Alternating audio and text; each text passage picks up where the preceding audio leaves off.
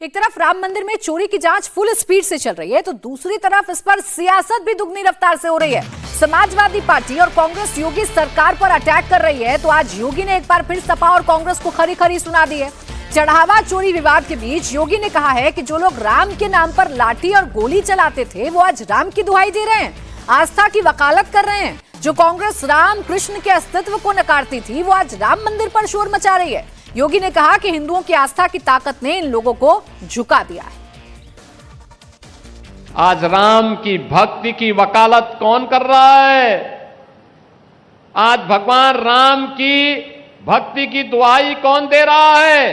2017 के पहले जो जय श्री राम बोलने पर लाठी मारते थे, 2017 के पहले जब उत्तर प्रदेश में राम भक्त कहता था कि राम लला हम आएंगे, मंदिर वहीं बनाएंगे, और राम भक्तों पर जो समय गोली चलाते थे आज वे आस्था की वकालत करते हुए दिखाई देते हैं। ये आपकी ताकत है, आपकी आस्था की ताकत है कि आज उनको आपका पिछलग्गू बनने के लिए मजबूर होना पड़ रहा है। आपके वोट बैंक की ताकत है। अब उन्हें अपने आप पर पश्चाताप होता होगा, अपने कर्मों पर पश्चाताप होता होगा कि समाजवादी पार्टी गलत थी। वह कांग्रेस जो 2017 के पहले राम के अस्तित्व को ही नकार चुकी थी, श्री कृष्ण के अस्तित्व को ही नकार चुकी थी, आज वो भी कहती है कि राम तो सबके हैं। अब ये लोग सब मचल रहे हैं अयोध्या जाने के लिए, लेकिन प्रभु राम तो जग नियंता हैं, इस ब्रह्मांड के स्वामी हैं। वे भी जानते हैं सही कौन है और बुरा कौन है।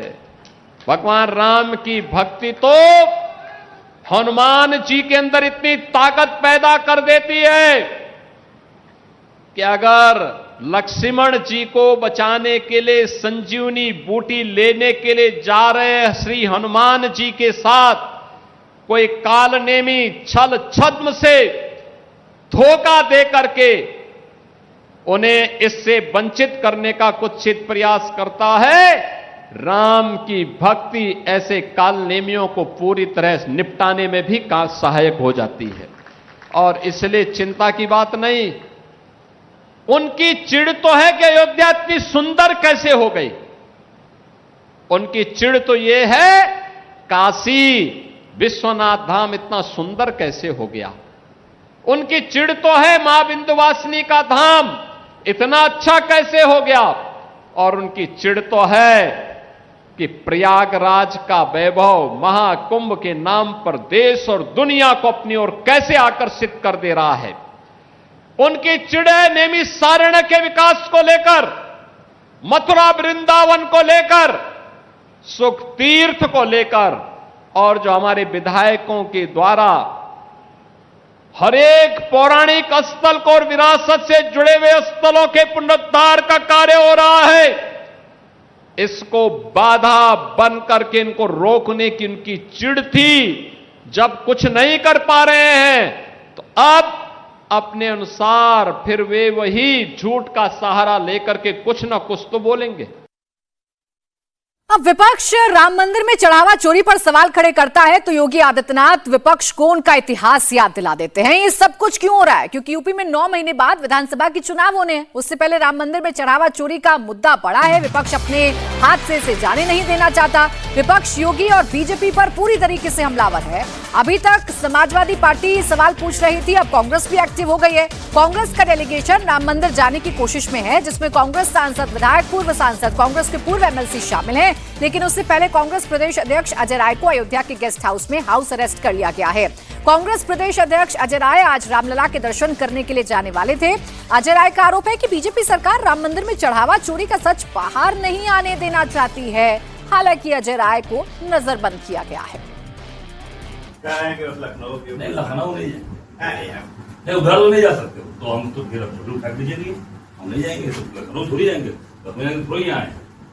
आप गिरफ्तार करके जेल दे दीजिए हमको, ठीक है, बात है, हम लखनऊ थोड़ी जाएंगे।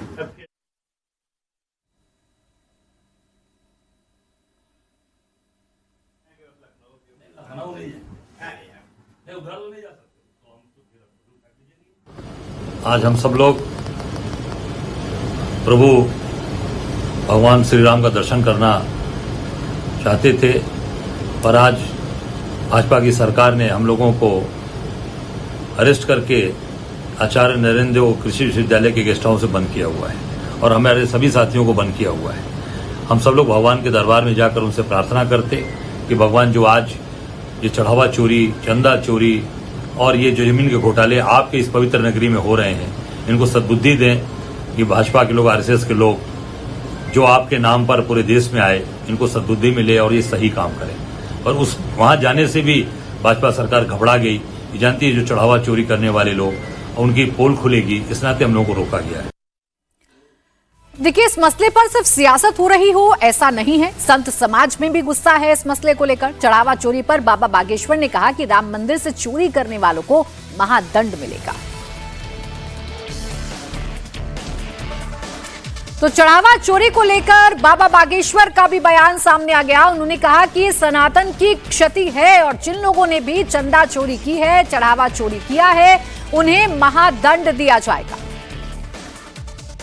सनातन की ही क्षति हुई है। यह कुकृत्य जिन्होंने किया, हमने पूर्ववत कहा कि भगवान राम जी के यहाँ पर रहकर इस प्रकार का कृत्य करने वाले व्यक्ति महादंड पाएंगे। रावण ने माता जानकी जी का हरण किया था तो उसका समूल वंश नाश हुआ था और लाखों करोड़ों लोगों की श्रद्धा का केंद्र भगवान के यहाँ पर रहकर जो भगवान से और धर्म से भयभीत नहीं हुआ और उस ऐसा कुकृत्य किया, निश्चित है वो महादंड पाएगा। यही धर्म विरोधी ताकतें, यही विचित्र स्थितियां बना रही हैं कि सभी मंदिर और संतों पर प्रश्न चिन्ह खड़े किए गए। हम एक बात जरूर कहेंगे कि राम मंदिर की इस घटना के बाद सनातनीय वैष्णव परंपरा, संत परंपरा जो भगवान के प्रति पूर्ण समर्पित हैं, ऐसे लोगों को ही भगवान के मंदिर की सेवा का कार्य मिलना चाहिए। आगे बढ़ेंगे, अब बात करेंगे पेपर लीक और परीक्षा में गड़बड़ी की। जयपुर में पैरा मेडिकल की डिप्लोमा परीक्षा में गड़बड़ी और नकल का मामला सामने आया, जिसका भंडाफोड़ किया है। एक परीक्षा केंद्र पर विद्यार्थियों को सामूहिक नकल करवाने की तैयारी थी। हालांकि पुलिस को समय रहते सूचना मिली और पूरे मामले का भांडाफोड़ किया। पुलिस ने कॉलेज संचालक, उसके भतीजे सहित 4 लोगों को गिरफ्तार कर लिया है। देखिए, पैरा मेडिकल की परीक्षा थी जिसमें नकल करवाई जा रही थी और ये नकल पूरा का पूरा कॉलेज मिलकर कर रहा था या उसका संचालक की मिलीभगत से हो रहा था, ये कहा जाए तो गलत नहीं है। अब इस परीक्षा को रद्द किया गया तो जाहिर बात है कि जो छात्र परीक्षा देने पहुंचे थे उनका गुस्सा भी फूट पड़ा और उन्होंने तोड़फोड़ शुरू कर दी, हंगामा करना शुरू कर दिया। मनीष भट्टाचार्य जयपुर से जुड़ गए, ज्यादा डिटेल्स हमें देंगे। मनीष, बताइए क्या है ये पूरा मामला? अगर संचालक को भी गिरफ्तार किया जा रहा है, उसके भतीजे को भी गिरफ्तार किया जा रहा है, तो क्या पूरा का पूरा कॉलेज ही संलिप्त था इसमें?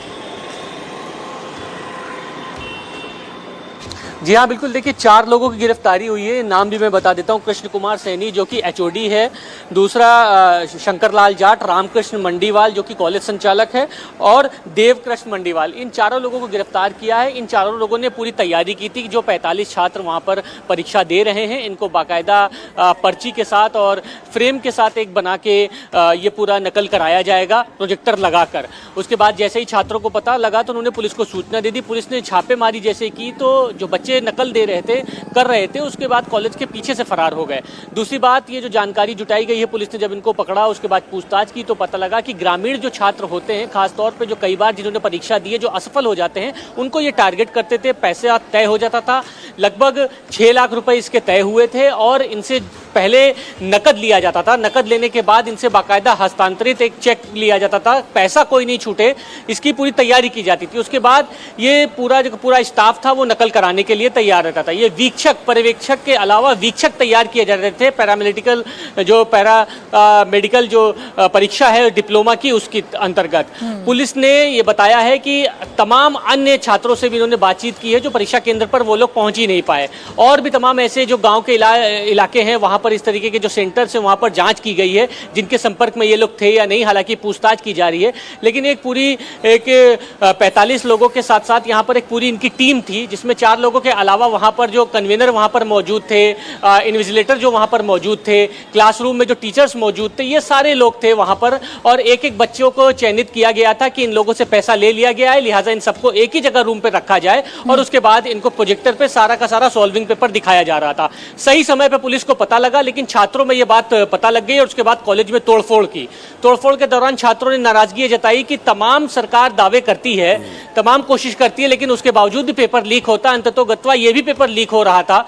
ये तो कहिए कि पुलिस को पता लग गया, लेकिन ये परीक्षा पूरी तरीके से रद्द कर दी गई है। दोबारा ये परीक्षा आयोजित की जाएगी। बिल्कुल, देखिए मनीष, जो शिकायत छात्रों की है वो शिकायत बड़ी वाजिब है। हर एक पेपर कॉम्प्रोमाइज हो रहा है, आए दिन खबर आती है कि पेपर लीक हुआ है और पेपर लीक की वजह से छात्रों का भविष्य अधर में लटक जाता है। इसलिए छात्रों का गुस्सा भी वाजिब है और ये सवाल भी वाजिब है कि कितने अंदर तक सिस्टम में ये नकल माफिया घुसे हुए हैं जिसका फायदा उठाया जाता है। शुक्रिया आपका मनीष तमाम जानकारी के लिए।